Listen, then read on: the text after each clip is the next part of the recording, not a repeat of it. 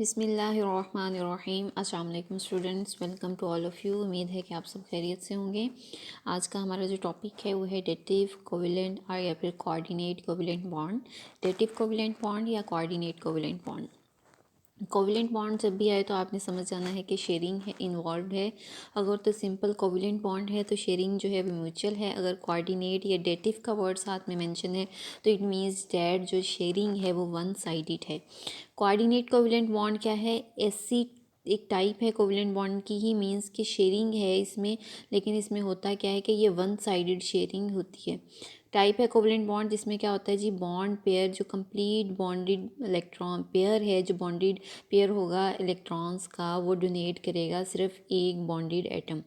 Means कि इसमें जो बॉन्डिंग हो रही होगी वो दो ऐसे एटम्स के दरमियान हो रही होगी जिसमें एक एटम तो ऐसा होगा जिसके पास एक्स्ट्रा इलेक्ट्रॉन्स होंगे और एक ऐसा होगा जो इलेक्ट्रॉन डेफिशिएंट होगा, जिसमें इतनी कैपेसिटी नहीं होगी कि वो इलेक्ट्रॉन दे सके। तो एक जो जिसके पास ज़्यादा होंगे वो क्या कर देगा कि पूरा बॉन्ड पूरा पेयर दे के उसके साथ बॉन्डिंग बना लेगा।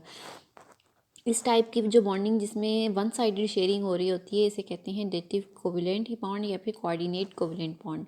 ठीक है जी, सबसे पहले आप लोग इसकी डिफाइन मेंशन करेंगे। नेक्स्ट वन आप हेडिंग देंगे डोनर और एक्सेप्टर। जो देगा, जो डोनेट करेगा इलेक्ट्रॉन पेयर को, उसको हम बोलेंगे डोनर।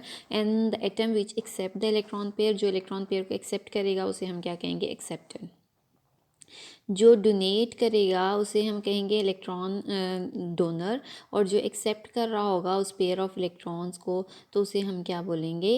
एक्सेप्टर। जो एक्सेप्ट करेगा उसको एक्सेप्टर बोलेंगे, जो डोनेट कर रहा होगा उसे डोनर बोलेंगे।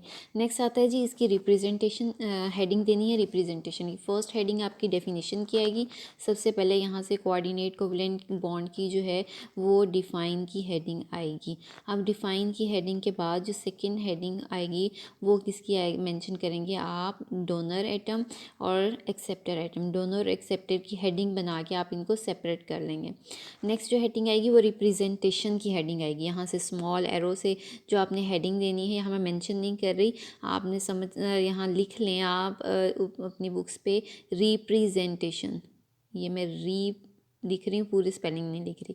तो इसमें आपने क्या लिखना है? रिप्रेजेंटेशन।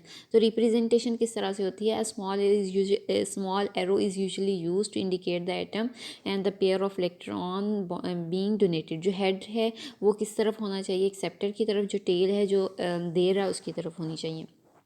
जैसे हमने कोवेलेंट बॉन्ड में पढ़ा था कि कोवेलेंट बॉन्ड में हम एक लाइन से रिप्रेजेंट करते थे, लेकिन कोऑर्डिनेट कोवेलेंट बॉन्ड में हम लाइन से रिप्रेजेंट नहीं करेंगे, हम एक एरो से रिप्रेजेंट करेंगे। और उसका एरो जो उसका हेड है वो उसकी तरफ होना चाहिए जिसे इलेक्ट्रॉन दिए जा रहे हैं, और जो दे रहा है उसकी तरफ क्या होनी चाहिए? टेल। सोर्स को मेंशन करेंगे टेल।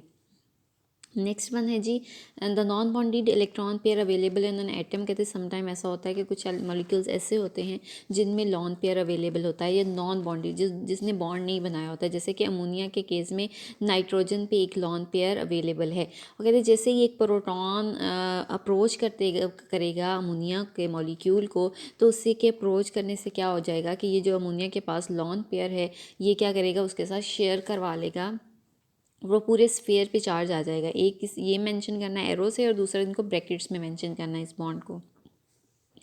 अच्छा जी, और कहते हैं ना एन इलेक्ट्रॉन प्रोटॉन मतलब एक हाइड्रोजन एटम है जिसका इलेक्ट्रॉन चला गया है, वो अब आयनिक फॉर्म में आ गया, इसको हम प्रोटॉन बोलेंगे। इसके पास एक ही प्रोटॉन है, तो जब वो एक अप्रोच करता है किसी मॉलिक्यूल को, ऐसे मॉलिक्यूल जिसके पास इलेक्ट्रॉन पेयर है या फिर कोई ऐसा मॉलिक्यूल जिस पर नेगेटिव चार्ज है, उसको अप्रोच करता है तो क्या होगा? क्योंकि इसके ऊपर पॉजिटिव चार्ज है इलेक्ट्रॉन की वजह से, जिसके पास लॉन पेयर होगा जो नेगेटिव चार्ज होगा, तो पॉजिटिव नेगेटिव में अट्रैक्शन होगी, तो इनके दरमियान जो बॉन्डिंग डेवलप होगी उसे हम कहेंगे कोऑर्डिनेट कोवेलेंट बॉन्ड। अच्छा जी, ये कहते हैं coordinate covalent bond formation of ammonium radical. जैसे ये अमोनिया और हाइड्रोजन आपस हाइन जो है आपस में कंबाइन करेंगे तो ये क्या बन जाएगा? NH4। और चार्ज जो है वो पूरे स्फीयर पे ये चार्ज लाजमी मेंशन करेंगे आप। चार्ज मेंशन कर देंगे तो ये अब क्या बन जाएगा? अमोनियम आइन। इसी तरह से नेक्स्ट एग्जांपल है इन दी फॉर्मेशन ऑफ BF3। BF3 है जी boron trifluoride. Boron trifluoride, boron जो है इसमें वो ग्रुप 13 का मेंबर है। बोरॉन ट्राइफ्लोराइड की एग्जांपल वो ले रहे हैं। बोरॉन जो है वो ग्रुप जो है 13 का मेंबर है, और फ्लोरीन जो है वो ग्रुप 17 का मेंबर है। फ्लोरीन को एक इलेक्ट्रॉन चाहिए, तो उसने बोरॉन के साथ जो है वो शेयरिंग करके अपने उसके फ्लोरीन के जो हैं वो इलेक्ट्रॉन्स पूरे हो गए फ्लोराइड की फॉर्म में। और नेक्स्ट जो बोरॉन है जी 13 ग्रुप का मेंबर है। इसके लास्ट शेल में 3 इलेक्ट्रॉन्स होते हैं। उसने 3 के 3 इलेक्ट्रॉन को यूटिलाइज़ कर लिया, जैसे ये जो दिखाया हुआ है डायग्राम में स्ट्रक्चर BF3 का। बोरॉन के लास्ट शेल में थे 3, उसने 3 के 3 को यूटिलाइज़ करके फ्लोरीन के साथ बना ली बॉन्डिंग। अब बॉन्डिंग बनाने के बावजूद फ्लोरीन के तो 8 पूरे हो गए, लेकिन BF3 के जो इसमें है BF3 में जो बोरॉन है इसके अभी भी 6 इलेक्ट्रॉन्स हैं इसके पास। अगर काउंट करें 3 पेयर्ड है ना, तो 3 2 ज़ा 6, तो 6 हैं। अभी भी इसके पास 2 इलेक्ट्रॉन की डेफिशिएंसी है। तो अगर एक ऐसा मॉलिक्यूल किसी ऐसे मॉलिक्यूल के पास आता है जिसके पास एक इलेक्ट्रॉन ऐसा इलेक्ट्रॉन अवेलेबल हैं जो फ्री हैं, जिसको बॉन्डिंग में भी इन्वॉल्व नहीं है, तो उन दोनों के दरमियान एक इलेक्ट्रॉन रिच और इलेक्ट्रॉन जो डेफिशिएंट मॉलिक्यूल है उनके दरमियान जो बॉन्डिंग बन जाती है, उस बॉन्ड को हम क्या कहेंगे? Coordinate covalent bond. जी एक्सप्लेनेशन पढ़ लेते हैं। कहते हैं जी इन द फॉर्मेशन, 2 एग्जांपल्स हैं इसमें, दोनों आप लोग कर लेंगे। In the formation of BF3 molecule, 3 जो वैलेंस इलेक्ट्रॉन्स होते हैं बोरॉन के, अब बोरॉन का एटॉमिक नंबर होता है 5, पहले शेल में 2 आ गए, तो दूसरे में कितने बचे? 3। अब वो कहते हैं जो 3 बोरॉन के जो एटम्स होते हैं ये क्या करते हैं, इलेक्ट्रॉन्स जो होते हैं वैलेंस शेल में, ये क्या करते हैं? पेयर अप होते हैं और किसके साथ? 3 फ्लोराइन एटम के साथ बॉन्ड बना लेते हैं। लेकिन जो बोरॉन एटम शेयर करके भी 3 के 3 शेयर करने के बावजूद भी उसका जो है वो इलेक्ट्रॉन डेफिसिट और ये शॉर्ट है, अभी भी 2 इलेक्ट्रॉन कम है, 6 हो गए उसके आउटर मोस्ट शेल में। तो कहते हैं अगर एक मॉलिक्यूल जिसके पास लॉन पेयर हो वो अप्रोच करेगा अमोनिया जैसा मॉलिक्यूल, जैसे अमोनिया के पास जो है अमोनिया के केस में नाइट्रोजन पे लॉन पेयर है, तो ऐसा मॉलिक्यूल अगर अप्रोच करता है BF3 को, तो उससे क्या होगा कि BF3 उसके तरफ अट्रैक्ट हो जाएगा और वो इलेक्ट्रॉन जो रिच है वो इलेक्ट्रॉन पेयर डोनेट करेगा, और BF3 उसको क्या करेगा? एक्सेप्ट करेगा। Then it accept the lone pair from the donor and forms a coordinate covalent bond. जो लॉन पेयर है नाइट्रोजन पे अमोनिया के केस में, तो वो क्या एक गुड डोनर है। अब अमोनिया को डोनर बनाने वाला क्या है? नाइट्रोजन, क्योंकि नाइट्रोजन का हम पढ़ रहे हैं कि नाइट्रोजन का एटॉमिक नंबर होता है 7। फर्स्ट शेल में 2 इलेक्ट्रॉन आ गए, तो जो वैलेंस शेल है उसमें कितने इलेक्ट्रॉन बचे? 3। अब ये 5। अब ये ग्रुप 15 का मेंबर है, तो 5 एटम जो हैं नाइट्रोजन के एटम में 5 इलेक्ट्रॉन्स होंगे। तो अब ये जो 5 इलेक्ट्रॉन्स हैं, 5 इलेक्ट्रॉन्स में 3 इलेक्ट्रॉन्स नाइट्रोजन ने यूज़ करते हुए बॉन्डिंग बना ली। 3 इलेक्ट्रॉन यूज़ हो गए, तो 3 इलेक्ट्रॉन यूज़ होने के बाद जो इलेक्ट्रॉन बाकी बचे वो जस्ट क्या थे? 2 इलेक्ट्रॉन्स थे।